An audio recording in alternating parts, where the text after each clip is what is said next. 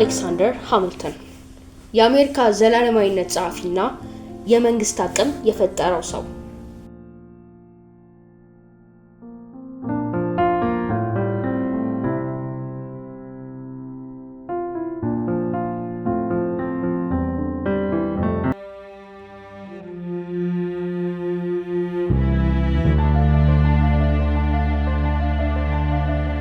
አሜሪካ ከአብዮታዊ ጦርነት በኋላ መወለዷ ወዲያውኑ በአስቸጋሪ የሥርዓት ውድቀት ተሸፍኖ ነበር። ይህም በኮንፌዴሬሽን አንቀጾች ስር የተከሰተ ነው። አዲስ የተፈጠረችው ሀገር የተዋሃደች አካል ስትሆን እርስ በርስ በጥብቅ ያልተሳሰሩ በከሰሩ ግዛቶች የተሰበሰበችና የፌዴራል መንግስቱ ደካማ በመሆኑ ሃሚልተን ራሱ በኮንፌዴሬሽን ኮንግረስ ውስጥ አባል ሆኖ ሲያገለግል ይህንን የአስተዳደር መዋቅር ሰነፍ ሲል ገልጾታል። የመንግስት ማዕከሉ በጭንቅ ይንቀሳቀስ የነበረ ሲሆን የብሔራዊ ዕዳ ከቁጥጥር ውጭ በሆነበት በግዛቶቹ መካከል የንግድ አለመግባባቶች በተለመዱበትና የህዝብ አመጽና የመገንጠል ስጋት በየጊዜው በነገሰበት ጊዜ ውስጥ ነበር። ሃሚልተን ሪፐብሊኩን በአይነ ህሊናው የገነባው በዚህ የግርግርና የብልሹነት ቀውስ ውስጥ ነው። በዌስት ኢንዲስ እንደ ህገወጥ ልጅ የተወለደበትና በ12 ዓመቱ ወላጅ አልባ የሆነበት ሁኔታ ጆን አዳምስ የስኮትላንድ ነጋዴ ወራዳ ልጅ በማለት በንቀት የገለጸው ሃሚልተን የማዕከላዊ ስርዓት አስፈላጊነት ላይ ጠንካራ እምነት እንዲያዳብር አድርጎታል። በሴንት ክሮይክስ እንደ ጸሐፊ በመስራት ያገኘው የመጀመሪያ ተሞክሮ እንዲሁም በአብዮታዊ ጦርነት ወቅት ያሳየው አገልግሎት ለመትረፍና ለመበልጸግ ጠንካራ የሚሰሩ ተቋማት ወሳኝ መሆናቸውን አሳምኖታል። የሃሚልተን መሰረታዊ ተልዕኮ ነፃነትን እንዲሰራ ማድረግ ነበር። ይህም ውጤታማ አስተዳደር መሳሪያዎችን ማለትም አስተማማኝ ግብሮችን፣ የተረጋጋ ባንኮችና ንግድና ጠንካራ የፌዴራል መንግስትን በማቋቋም ነበር። ሃሚልተን በቀላሉ የገንዘብ ሚኒስቴር ብቻ ተደርጎ መመልከት ስህተት ነው። እርሱ የአሜሪካ የመንግስት አቅም ዋና ንድፍ አውጪ ተብሎ ቢጠራ ይበለጣል። እርሱ የአሜሪካ መንግስት የተዋሃደ ማዕከላዊ የንግድ ሪፐብሊክ አድርጎ ገልጾታል። በኮንፌዴሬሽንና በዩናይትድ ስቴትስ መካከል ያለው ዋናው ልዩነት የኋለኛው በዓለም በመድረስ የፊስካልና በወታደራዊ ጉዳዮች ላይ የመተግበር አቅም ያለው በመሆኑ ነው። ይህም በህገ መንግስታዊ ስልጣኖች ስትራቴጂያዊ ሰፊ ትርጓሜ የተረጋገጠ ነው። የእርሱ አጠቃላይ ስርዓት የተቀየሰው የንግድ መደቦች ያላቸውን ጉልበት በመጠቀም ራስ ወዳድ ፍላጎታቸውን ከፌዴራል መንግስት ቀጣይነት ጋር ለማጣመር ሲሆን በዚህም ዛሬ የምናውቀውን የአሜሪካ ካፒታሊዝም መሰረት ጥሏል። ሃሚልተን የማዕከላዊነት ዓላማ ያለማቋረጥ ማሳደዱ የመነጨው ከራሱ ከውጭ የመጣ ሰው ከመሆኑ ነው። እንደ ጄፈርሰን እና ማዲሰን ያሉ መስራች አባቶች የስልጣን መሰረት ከሆነው የአካባቢ መኳንንት ወይም የተቋቋመ የእርሻ መደብ ጋር ጥልቅ ትስስር ስለሌለው ሃሚልተን በብልህነት ለብሔራዊ መንግስት አጥብቆ መሟገት ችሏል። ለተወሰነ የግዛት ፍላጎቶች ታማኝ ያለመሆኑ ከአካባቢ ድንበር ባለፈ መፍትሄዎችን እንዲያቀርብ አስችሎታል። እናም የዜጎችን መብት ለመጠበቅና ብሔራዊ ስርዓትን ከግዛትና ከአካባቢ አለመረጋጋት ለመከላከል አስፈላጊ በሆኑ ተቋማዊ መረጋጋት ላይ እንዲያተኩር አድርጎታል። ሃሚልተን በብሔራዊ ፋይናንስ፣ ጤናና በፖለቲካ አዋጭነት መካከል ያለው ወሳኝ ትስስር ተገንዝቦ ነበር። የህዝብ ብድር በአንድ ጊዜ መፈራረስና የማህበራዊ መታወክ የማያቋርጥ ስጋት ዕዳውን መክፈል የማይችል አገር ስልጣንን ማዘዝ እንደማይችል አሳይቷል።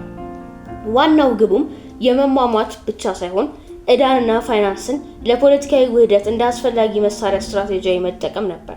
ትርምስ የበዛባቸው የግዛት ዕዳዎች ወደ አንድ ብሔራዊ የፋይናንስ መሳሪያ በመቀየር የመላው አህጉር ያሉ ባለድርሻ አካላትን የፌዴራል መንግስቱን ቀጣይነት እንዲደግፉ አስገድዷል።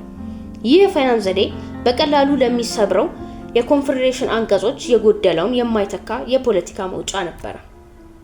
ምንም እንኳን ሃሚልተን በህገ መንግስታዊ ጉባኤ ላይ ያቀረባቸው እጅግ ስር ነቀል ሀሳቦች እንደ ብሪታንያ መንግስት ሞዴል መሰረት ያደረጉ ስርዓቶችን፣ የእድሜ ልክ የሴኔተሮች የስልጣን ዘመንና ብሔራዊ ገዥ የመፍጠር ምርጫው ባይጸድቅም በመሰረታዊ ሰነድ ግንባታ ውስጥ አነስተኛ ቢሆንም ወሳኝ ሚና ተጫውቷል። ለህገ መንግስታዊ መዋቅር ያበረከተው ትልቁ አስተዋጽኦ በቀጣይ የተደረገው የማረጋገጫ ጥረት ነበር። በተለይም ከኒውዮርክ ገዥ ጆርጅ ክሊንተን ከመሰሉ ጸረ ፌዴራሊስቶች ከባድ ተቃውሞ ሲገጥመው ሃሚልተን ከጄምስ ማዲሰን እና ከጆን ጄይ ጋር በመተባበር ዘ ፌዴራሊስት ፔፐርስ በመባል የሚታወቀው 85 ድርሰቶችን የያዘ ዘመቻ መርቷል። በእነዚህ ጽሑፎች ውስጥም ዘ ፑብሊየስ በሚል የብዕር ስም በመጻፍ ለታቀደው ህገ መንግስት ወሳኝ የሆነ መከላከያና ማብራሪያን ሰጥተዋል። የዚህ ስብስብ ከፍተኛ መጠንና አሳማኝ ኃይል በኒውዮርክ በቀሪው ሀገር የማረጋገጫ ሂደትን በማሳካት ረገድ ወሳኝ ነበር። እነዚህ ጽሑፎች የአሜሪካን አስተዳደር ስርዓት ዋናውን ዓላማና መዋቅራዊ መከላከያ ለመረዳት እንደ ዋና ምንጭ ሆነው ይኖራሉ። በዚህም የሃሚልተን ውርስ እንደ መሰረታዊ ህገ መንግስታዊ ንድፈ ሐሳብ አጠናክረዋል። የዩናይትድ ስቴትስ የመጀመሪያው ባንክ አስፈላጊነት በቀደመው ሪፐብሊክ ውስጥ እጅግ የላቀውን ህገ መንግስታዊ ክርክር ፈጥሮ ነበር። በውጭ ጉዳይ ሚኒስቴር ቶማስ ጄፈርሰን የሚመሩት ተቃዋሚዎች የህገ መንግስቱን ጥብቅ ትርጓሜ በመያዝ ፌዴራል መንግስት ብሔራዊ ባንክ መፍጠር እንዲችል ሰነዱ በየትኛውም ቦታ ላይ በግልጽ እንዳልተገለጸ ተከራከሩ። ሃሚልተን ግን የተዘዋዋሪ ስልጣኖች ዶክትሪን በማዳበር ይህንን ክርክር በተሳካ ሁኔታ ተቋቁሟል። ባንኩን ማቋቋም ህገ መንግስቱን ለኮንግረስ የሰጣቸውን ግብር የመሰብሰብ፣ ገንዘብ የመበደርና ምንዛሬ መቆጣጠር ስልጣኖች ለመተግበር አስፈላጊ ዘዴ መሆኑን ተከራከረ። ሃሚልተን የጄፈርሰንን ተቃውሞ የሚመልስ 15000 ቃል ያለው ምላሽ አቀረበ። ይህም በመጨረሻ ፕሬዚዳንት ዋሽንግተን የባንኩን ቻርተር የሚፈቅደውን ህግ እንዲፈርሙ አሳመናቸው። ይህ ድል የፌዴራል ስልጣንን ተለዋዋጭና ሰፊ ትርጓሜ በተቃዋሚ ደረጃ አጠናከረ። ሃሚልተን የፖለቲካ አስገዳጅነት፣ የፋይናንሳዊ የመትረፍ ፍላጎትን በመጠቀም የፌዴራል ስልጣን ህጋዊ ስፋት በቋሚነት በማስፋፋት ለፌዴራል የበላይነትና ንቁ የመንግስት ግንባታ የማይቀለበስ የፍርድ ቤት መንገድ አስቀምጧል።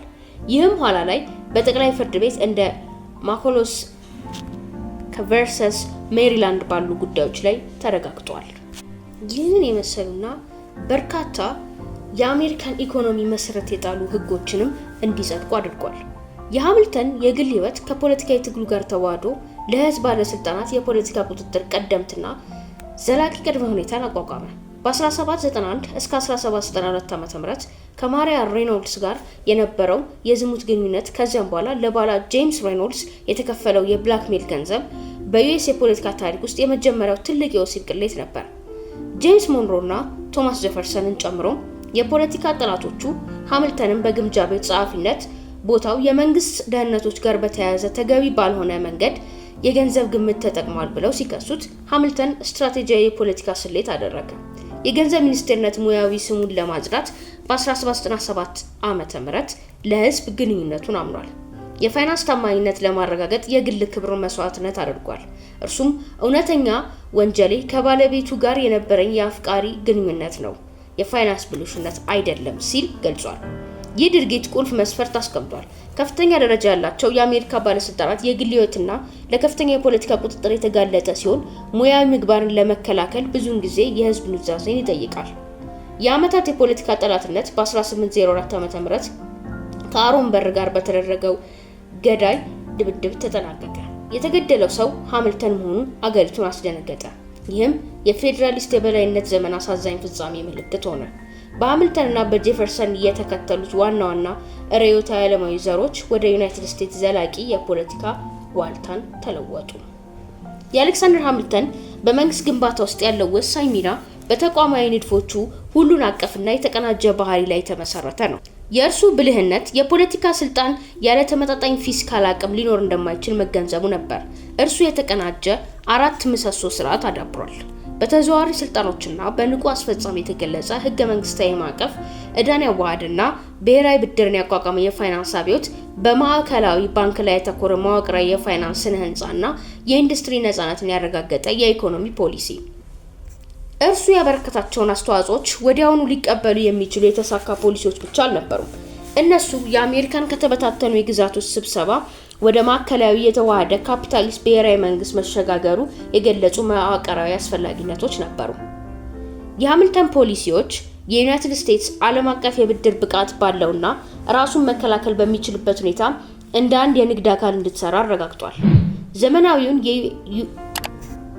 የዩናይትድ ስቴትስ የሚለዩት መሰረታዊ ገጽታዎች ጠንካራ ብሔራዊ ምንዛሬ፣ አስተማማኝ የመንግስት ዕዳ ገበያ፣ የፌዴራል ሪዘርቭ ሲስተም፣ ፕሬዝዳንታዊ ስልጣን ሰፊ ስፋትና በጥበቃ ታሪፍና ድጎማ የሚመራ ኢኮኖሚ። ሁሉም ሃሚልተን በመጀመሪያ የገንዘብ ሚኒስትርነት ዘመኑ በዘረጋው ስርዓት ቀጥተኛ ሊገኙ የሚችሉ ውጤቶች ናቸው። እርሱ የአሜሪካን መንግስት ዘላቂነት የሚገልጽ ወሳኝ ተቋማዊ ስነ ህንጻ አቅርቧል። በመሰረቱም አሜሪካንም አሜሪካ ያደረጓትን አካላት በቋሚነት አቋቁሟል።